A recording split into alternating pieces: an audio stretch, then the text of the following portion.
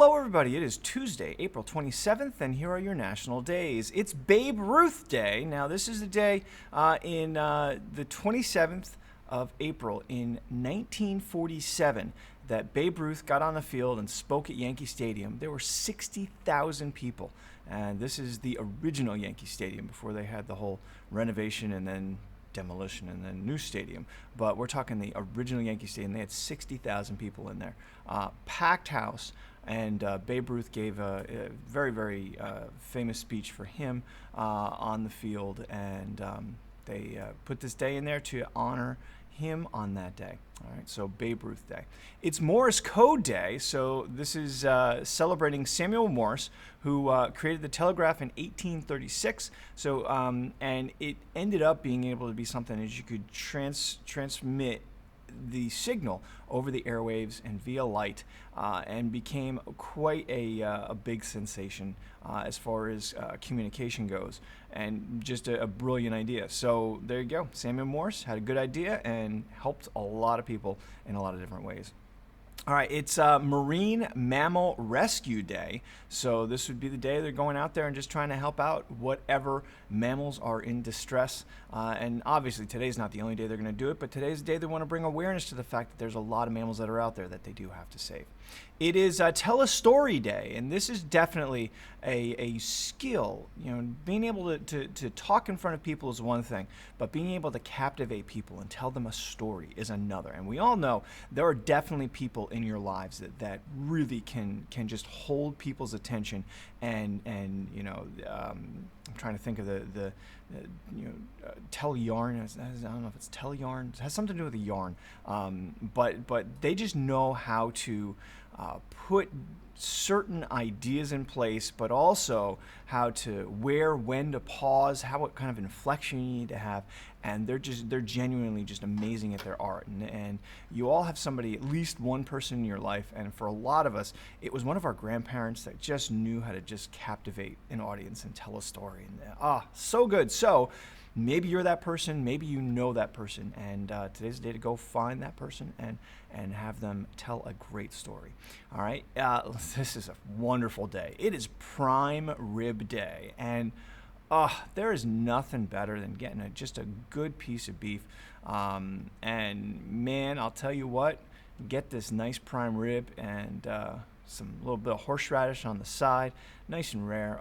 So good. Get that crust on the outside. Yes.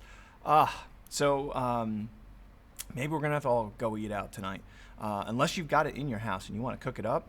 But if you do, I'll be over. Let me know. So just wonderful, tasty treat, and this one's truly a treat. This isn't an everyday kind of thing.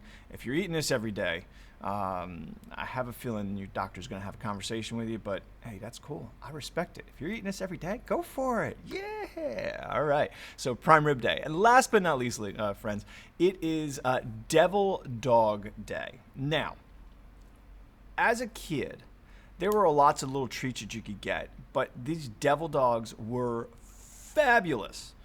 So good. So you have, it started out with the devil's food cake. All right, so you have this devil's food cake, kind of like a dark chocolate kind of sponge cake kind of a thing. All right, and then you put cream in between there. Oh yeah, so good. They were usually wrapped up in the thing. So, but just so wonderfully good.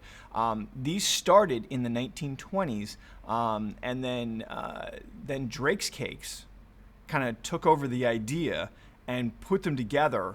In 1926, you started getting a pair of devil dogs in a package, and they've been going on ever since.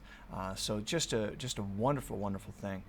So if you've never had them, today's a day to go out and find them.